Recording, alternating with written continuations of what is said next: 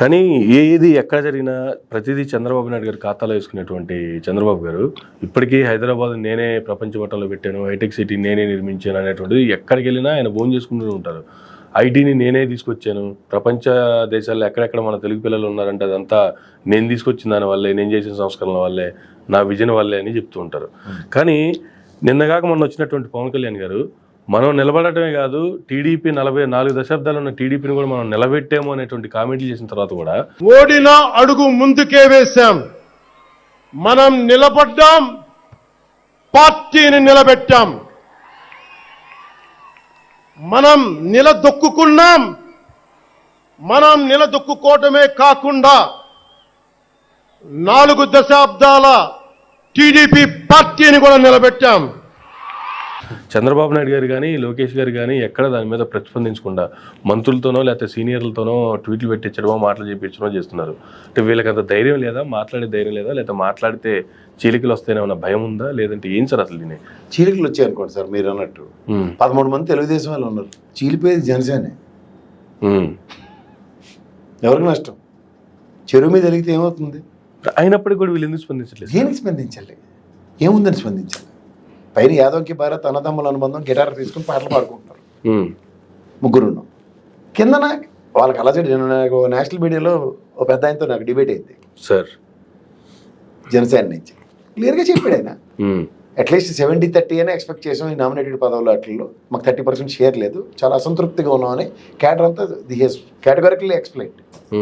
అది క్షేత్రస్థాయిలో ఉంది. పై స్థాయిలో నాకు మా అన్నయ్యకి పదవులు వచ్చాయి కాబట్టి మీ ఇద్దరం హ్యాపీగా ఉన్నాం అనుకుంటే కింద వాళ్ళ పరిస్థితి వేరు కదా.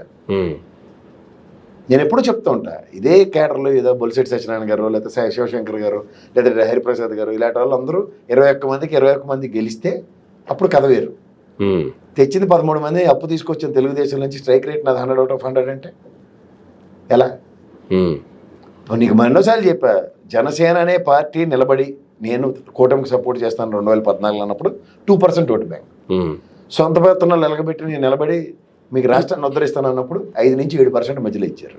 మొన్న కూటమితో కట్టి నిలబడినప్పుడు 175 నియోజకవర్గాల్లో జనసేన వల్ల ర్యాలీ అయిన ఓట్లు ఎంత అని చూస్తే 6.7%. సో ఏ ప్రాతిపదిక మీద మీకు ఇండివిజువల్ క్రెడిబిలిటీ ఉంది? ఇప్పుడు ఏనుగు వెళ్తుంటే 3 మంది అరుస్తూ ఉంటారు, ఏనుగు వెళ్తున్నప్పుడు 3 మంది అరుస్తుంటే దాన్ని పట్టించుకుంది అనుకో ఏనుగు, ఏమవుతుంది? అలాగే 40 సంవత్సరాల పై చిలుకొని Telugu Desam, they know what is the legacy of it. దాన్ని బుచ్చశోధర్ గారు చెప్పారు కదా, 10 కేలు బియ్యం కొనడానికి వెళ్ళినప్పుడు వాడు ఎంత మూట పెట్టాడు, అది ఆల్మోస్ట్ తూగుతున్న దగ్గర కొంచెం తక్కువ అంటే 4 గింజలు తీసి ఇందులో వేసాడు, ఆ 4 గింజలకి తూగింది, నా వల్లే తూగిందంటే ఏమిటి అర్థం వస్తుంది? అదే అర్థం వీళ్ళు మాట్లాడిన మాటలు కానీ డైరెక్ట్గానే చెప్పాడు ఆయన.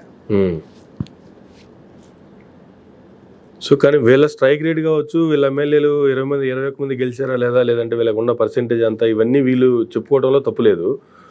ఆల్రెడీ 21 మంది నిలబడ్డ వాళ్ళు పక్క పార్టీ నుంచి వచ్చారా, వాళ్ళ పార్టీ నుంచి వచ్చారా, గెలవడం అయితే గెలిచారు కాబట్టి ఆ పార్టీ జెండా మీద నిలబడి, సో అది ఓకే. కానీ పక్క పార్టీని కామెంట్ చేసినప్పుడు దానికి వీళ్ళు సరి అయిన సమయంలో సరి అయిన విధంగా స్పందించకపోవడం అనేది చాలా డ్యామేజ్ చేసే పరిస్థితి కాదంటారా? ఏమవుతుంది?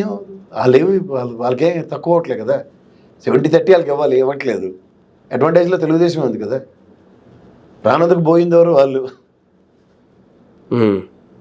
బాధపడికి అరణ్య రోధనే అవుతుంది కదా. ఓకే, మేమందరం బాగానే ఉన్నాం, మీరు అనవసరంగా ఆవేశపడకండి అని వాళ్ళకే తిరిగి వాళ్ళ అధినేత వార్నింగ్లు ఇస్తున్నాడు. ఎవరికి ఉపయోగం? ఓకే, అలాగే ఉంది అక్కడ. కింద వాళ్ళు గోళ్ళు ఆక్రమణలో ఆయన పట్టించుకోవట్లేదు, పైన పనులు వాళ్ళకి కాకల కార్యాలు గందరగోళం తీర్చినట్టు వాళ్ళ పని వాళ్ళు చేసుకుంటారు. పైన పోయేదెవరు? కిందన క్యాడర్. వాళ్ళకి పట్టించుకుంటే ఇంకేముంది? అధికారం వచ్చింది, ఆవిర్భావ సభలో నేను మాడిన మాటలు విన్నాం. అసలు క్షేత్రస్థాయిలో 175 నియోజకవర్గాల్లో పార్టీని బిల్డ్ చేసుకోవడానికి మీరు చేస్తున్న పని ఏందో చెప్పమంటే అది తప్పని మాడారు. అది గమనించారు మీరు? కనీసం అధికారంలోకి వచ్చిన తర్వాత వాళ్ళు తీసుకునేది ఏంది? అంటే తెలచేరింది, కానీ ఈ బాధ అంటే ఏదెందుకు? ఆ పార్టీ ఎప్పుడైతే క్షేత్రస్థాయిలో నిర్మాణం అనేది జరగకుండా అది ఏదో పైపైన మేగడ పొంగు ఆవేశం కావేశంతో పని కానిచ్చేస్తే పని అయిపోయింది 21 అని అసలే కొనుక్కున్నాక దాని మీద తాటిపండు పడినట్టు ఇప్పుడు 21 కూడా ఇచ్చారు, కొద్ది కొబ్బరికాయ దొరికినట్టు. ఇంకా మనం వేడి చేయలేము దానికి. ఈ ఆవేశం 5 ఏళ్ళ పాటు ట్రావెల్ అవుతుంది, 6వ సంవత్సరం అవగతం అవుతుంది ఏమైందో ప్రాబ్లం, ఎక్కడి నుంచి డ్యామేజ్ జరిగిందో తెలిసి మళ్ళీ ప్రక్షాళించుకుని ఏమని మళ్ళీ వచ్చి మళ్ళీ ఆవేశమే కదా. ఓకే, ఆవేశం అనర్థదాయకం అని ఆవేశంలో ఉన్నప్పుడు ఎప్పటికీ అర్థం కాదు. ఆవేశం అంతా తగ్గిన తర్వాత కొన్నాళ్ళు పోయిన తర్వాత దానివల్ల జరిగిన డ్యామేజ్ ఏంటో అప్పుడు తెలుస్తుంది. అప్పుడు దాకా తెలియదు.